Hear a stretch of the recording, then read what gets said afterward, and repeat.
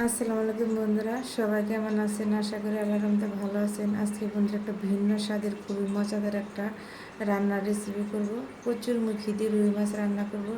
আশা করি সম্পূর্ণ ভিডিও দেখলে অবশ্যই ভালো লাগবে।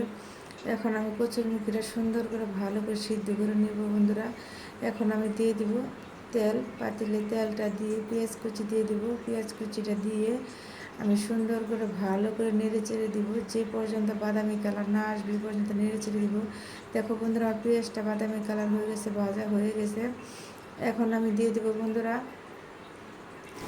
এখানে দিয়ে দেবো আদা বাটা, জিরা বাটা, পেঁয়াজ বাটা, কাঁচামরিচ বাটা দিয়ে আবার আমি সুন্দর করে ভালো করে নেড়ে চেড়ে নেব, নিজে লেগে না যায়, একটু না ধরে না যায়। দিয়ে দেবো মরিচের গুঁড়া, দিয়ে দেবো ধনিয়ার গুঁড়া, দিয়ে দেবো হলুদ গুঁড়া, দিয়ে সুন্দর করে নেড়ে চেড়ে দেবো, যেন নিচে যেন পুড়ে না যায়, লেগে না যায়। আমি ঢাকনাতে ঢেকে ঢেকে 10 মিনিটের জন্য মশলা কষানোর জন্য। দেখো বন্ধুরা, মশলাটা কষানো হয়ে গেছে, কি কালার হয়েছে একদম। ও তেলটা যখন উপরে ভেসে উঠবে তখন বুঝে নেবে মশলা কষানো হয়ে গেছে। দিয়ে দেবো আমি মাছটা দিয়ে সুন্দর করে কষিয়ে নেব। দেখো বন্ধুরা, মশলাটার গ্রেভিটা কি কালার হয়েছে, ঘন হয়ে গেছে একদম। ভিতর থেকে তেল টুকুরে বেশি উঠে একদম গ্রানে বন্ধুরা, মশলা যেটা স্মেল গ্রান আছে, সেই গ্রানটা আমার কাছে খুবই ভালো লাগে, মশলার গ্রানটা।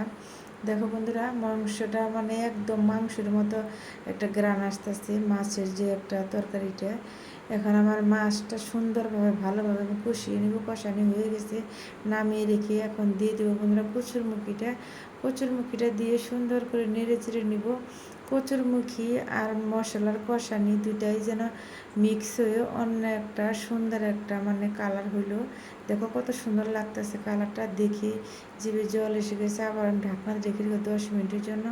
দেখো বন্ধুরা, একদম তেল টুকুরে বেশি উঠছে, গ্রেভিটা ঘন হয়ে গেছে, মশলার কষানি একটা সুগারান বের হচ্ছে রান্নার, মানে সেটা তো তোমাদের দেখানো যায় না, কি একটা সুগারান বের হচ্ছে। দেখো দেখতেই বোঝা যায় যে কি একটা মানে খুবই ভালো লাগতেছে, মানে কালারটা খেতেও খুবই মজা বন্ধুরা। আমি ঝোলের জন্য একটু পানি দিয়ে সিদ্ধ করার জন্য দিয়ে আবার আমি সুন্দর করে নেড়ে চেড়ে দিব, টমেটো দিয়ে দেবো। টমেটো দিয়ে আবার আমি ভালো করে নেড়ে চেড়ে দিব, যেন টমেটোর গায়ে সব মশলা সুন্দর করে ভালো করে ঢুকে। তোমরা বাসায় এভাবে কচুরমুখী দিয়ে মাছ দিয়ে রান্না করে খেয়ে দেখবে, সবাই আঙুল চেটে পুটে ভাত খাবে বন্ধুরা। আমি 100 গ্যারান্টি দিয়ে এভাবে রান্না করে খেয়ে দেখবে। এখানে মাছটা দিয়ে আবার আমি সুন্দর করে নেড়ে চেড়ে দিব, যেন মাছের মশলাটা সম্পূর্ণ ঢুকে ভিতরে, যেন খেতে খুবই ভালো লাগে। আমি সুন্দর করে নেড়ে চেড়ে দিয়ে, দেখো বন্ধুরা, আমার মাছটা প্রায় রান্না হয়ে গেছে শেষের দিকে। কত সুন্দর হয়েছে, খেতেও খুবই মজা। এভাবে একবার রান্না করে খেয়ে দেবে বন্ধুরা। যদি আমার রেসিপি তোমাদের কাছে ভালো লাগে তাহলে লাইক কমেন্ট করবা, সাবস্ক্রাইব করে আমার পাশে থাকবো বন্ধুরা। তোমাদের জন্য শুভকামনা, দোয়া রইল। আল্লাহ হাফেজ।